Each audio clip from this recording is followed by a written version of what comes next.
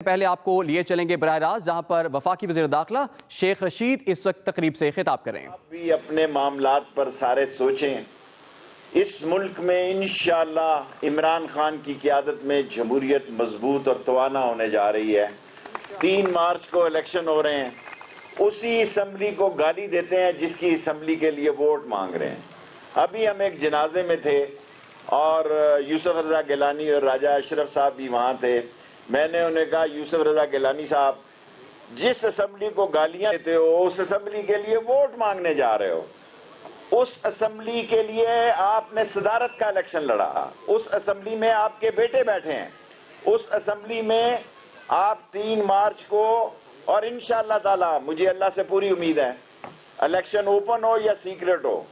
دیکھیں بکنے والا ووٹ ہم میونسپل کارپوریشن میں تھے اس وقت بھی بکتا تھا، ہم بھی بہت سارے لوگوں کو مکہ مدینہ لے کے گئے، بعد میں آ کے انہوں نے پھر ووٹ دوسری طرف دیا۔ ہم نے بڑے حلف لیے کونسلر کے الیکشن میں، بڑے عہد لیے، ہم نے بڑی بڑی پاکیزہ جگہ پہ جا کے کونسلروں سے ہم نے عہد لیے، لیکن واپس آئے تو 1 ووٹ سے پھر ہار گئے۔ مسئلہ کیا ہے؟ مسئلہ کیا ہے کہ بکنے اور بکنے والوں کی ایک کلاس ہوتی ہے۔ پیسوں کی لالچ زندگی میں انسان کو تباہ و برباد کر دیتی ہے۔ آج پاکستان میں اللہ کے فضل سے عمران خان کی قیادت میں اکانومی بہتر ہونے جا رہی ہے، ہماری ٹیکسٹائل چل رہی ہے۔ کووڈ-19 انڈیا میں دیکھیں تباہ و برباد ہو گیا ہندوستان، اس کی انڈسٹری کولیپس ہو رہی ہے۔ امریکہ میں ایک دن میں 4 لاکھ لوگ کووڈ-19 کے مریض ہوئے ہیں، ایک دن میں۔ کیونکہ میں ساری دنیا کا دیکھتا تھا کہ کووڈ کی کیا پوزیشن ہے۔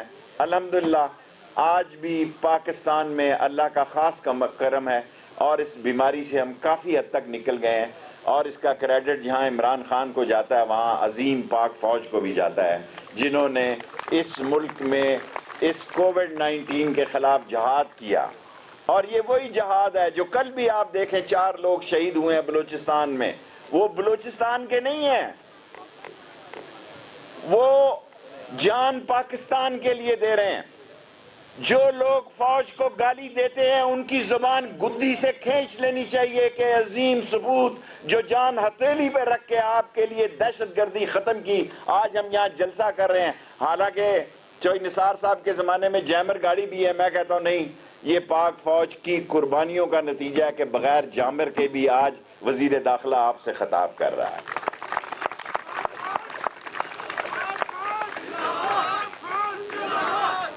اور آج آپ دیکھیں ہر روز، دوسرے روز، چوتھے روز آپ کو خبر آتی ہے کہ 2 فوجی شہید ہو گئے، 4 فوجی شہید ہو گئے۔ یہ ملک کو اندر سے تباہ کرنے کی ہندوستان کی ایک سازش ہے۔ یہ ملک کو اندر سے، میں 15 منٹ سے زیادہ تقریر نہیں کرتا، لاسٹ 3 منٹ رہ گئے ہیں۔ انڈیا کو پتا ہے کہ وہ ملک کی سرحدوں سے نہیں چھیڑ سکتا۔ انڈیا کو پتا ہے کہ پاکستان کی سرحدوں پر آئے تو یہ 20 کروڑ لوگ اپنی جان دینا اس پاکستان پر پاک فوج کے ساتھ مل کر اعزاز سمجھیں گے۔ یہ ہمارے لیے فخر کی بات ہوگی۔ اور آج ہندوستان میں، کشمیر میں، دہلی میں، میرٹھ میں، جے پور میں جس طرح مسلمان زندگی گزار رہا ہے، وہ سارے مسلمان آج کہتے ہیں کہ ہم نے بڑی غلطی کی، قائد اعظم کے وقت ہمیں چلے جانا چاہیے تھا۔ آج قائد اعظم کی یاد ہندوستان کے مسلمانوں کو ستاتی ہے۔ کن لوگوں نے، آج وہی لوگ پاکستان کی سیاست میں پنچ بنے ہوئے ہیں، کھڑپینج بنے ہوئے ہیں۔ آج پاکستان کی سیاست میں وہی لوگ اس ملک میں انتشار پھیلا رہے ہیں جو پاکستان بنانے کے مخالف تھے۔ وہی پارٹیاں جو پاکستان بنانے کی مخالف تھی، وہ آج پاکستان میں سیاسی عدم استحکام پیدا کرنا چاہتی ہیں۔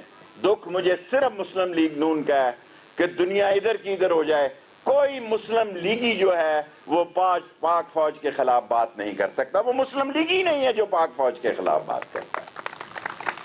میں انشاءاللہ تعالی اسی ہفتے میں بھیجوں گا یہاں پہ ٹیم، کیونکہ اپوزیشن کی تو مجھے سمجھ آ گئی ہے، کہہ رہے تھے استعفے دیں گے، استعفے نہیں دیے، اچھا کیا، نہیں دینے چاہیے، کیا فائدہ ہے ایسے ہی آپ کے جلسہ جلوس. دیکھیں یہ جتنے ٹی وی یہاں آپ کو نظر آ رہے ہیں، یہ جتنے اخباری نمائندے میرے بھائی میرے بچوں کی جگہ، یہ سارا فری میڈیا ایک ڈکٹیٹر نے کیا. ایک پی ٹی وی ہوتا تھا، میں اس کا وزیر ہوتا تھا، ساری دنیا میرے پیچھے ہوتی تھی کہ ذرا کیمرے دی لائٹ مار دینا جی.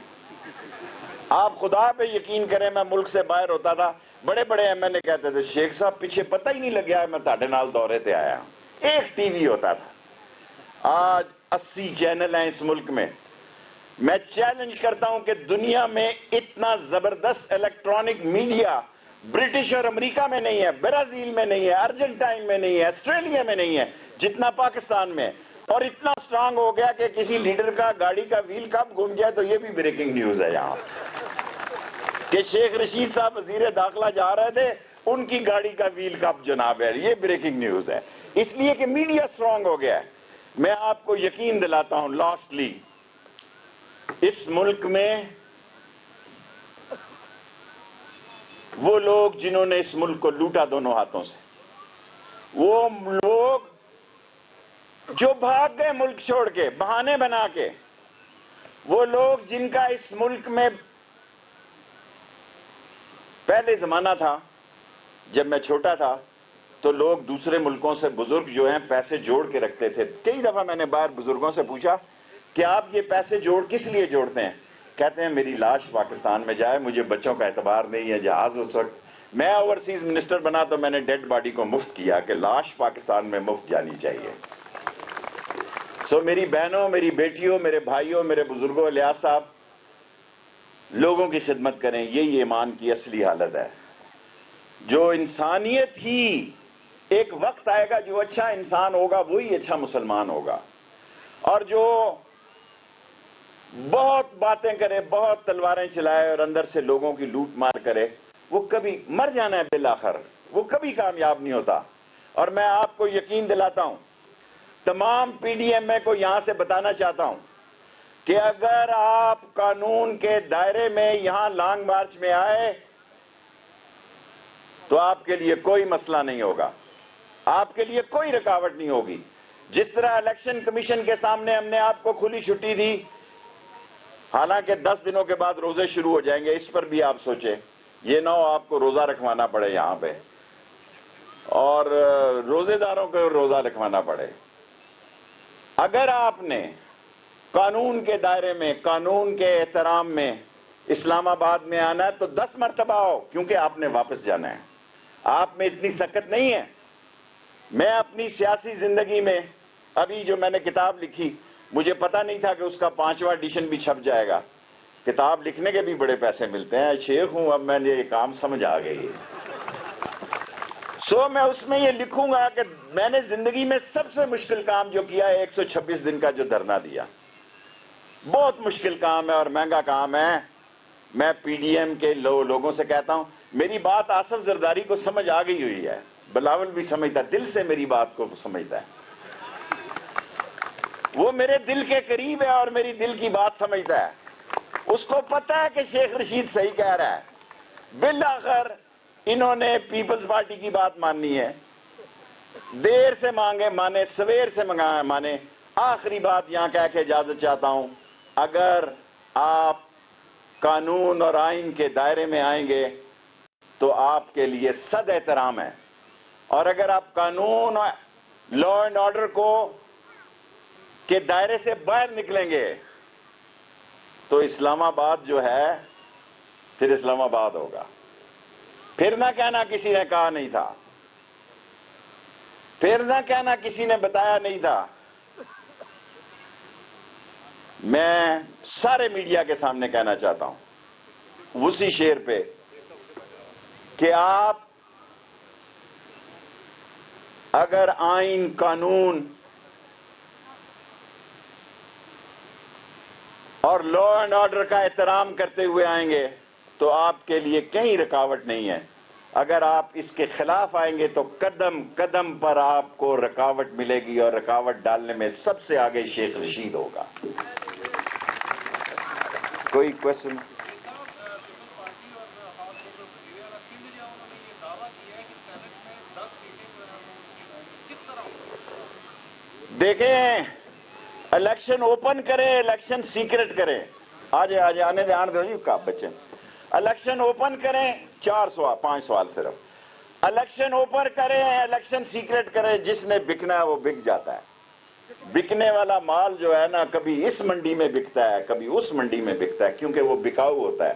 سو بکنے اور بکنے والوں کی ملک میں کمی نہیں ہے. سیکنڈ جی سر, بکنے والے کب تک موجود رہیں گے؟ بکنے والے میں نے آپ کو بتا دیا ہے کہ کونسلر سے بکنا شروع ہوتے ہیں تو بکنے والے تو بک جاتے ہیں, اصولی لوگ اپنے بات پہ کھڑا رہتے. تھرڈ کوشچن, آپ کیونکہ ایک سوسائٹی کے فنکشن میں آئے ہوئے ہیں, اسلام آباد میں ہزاروں لوگ ہیں جو فیک سوسائٹیوں کے ایسے چڑھے ہوئے ہیں. آپ سے میں نے عرض کر دی, ایف آئی اے کو دیا ہے, مزہ نہیں آ رہا. جو جہاں غریبوں کے ساتھ ظلم ہو رہا ہے, میں خود چیئرمین نیب سے بات کروں گا. اصل ان کو بھی رگڑا دینے کی ضرورت ہے جنہوں نے غریبوں کو لوٹا. فورتھ, انشاءاللہ کہہ دیا نا. اور کوئی سوال ہے تو بس. ہاں جی, ساڈا کوشچن بڑا لمبا ہوتا نا. ایکسپریس وے پہ سب سے بڑا مسئلہ جو ہے پبلک ٹرانسپورٹ کا ہے, اور وہاں سے پارک سیکریٹریٹ تک. دیکھیں پبلک ٹرانسپورٹ اسلام آباد کھولنے جا رہے ہیں انشاءاللہ تعالی, اور یہ موٹر وے, یہ جو ایکسپریس وے ہے اس کو ایئرپورٹ تک لے کے جا رہے ہیں. انہوں نے سوال کیا, صرف میں اس لیے چارج نہیں لے رہا کہ ابھی وہ مکمل نہیں ہے, پرسوں کیبنٹ میں آئے گی. میں وہاں کہنا چاہتا ہوں کہ ٹھیکیدار اس کو مکمل کرے. سینٹ کے الیکشن میں میرا مطلب ہے میڈیا نے اس کو بہت اہمیت دی ہوئی ہے. کسی کا ایک ووٹ کم ہو گیا تو قیامت نہیں آ جائے گی, کسی کا ایک ووٹ زیادہ ہو گیا تو قیامت نہیں آ جائے گی. یہاں یہ ووٹ ڈالتے ہیں یہ اس کمرے میں تو یہ 64 لوگ ہوتے ہیں, دیوار کے اس طرف ووٹ ڈالتے ہیں تو 44 رہ جاتے ہیں. 11 بندے. چیئرمین کن کا ہوگا؟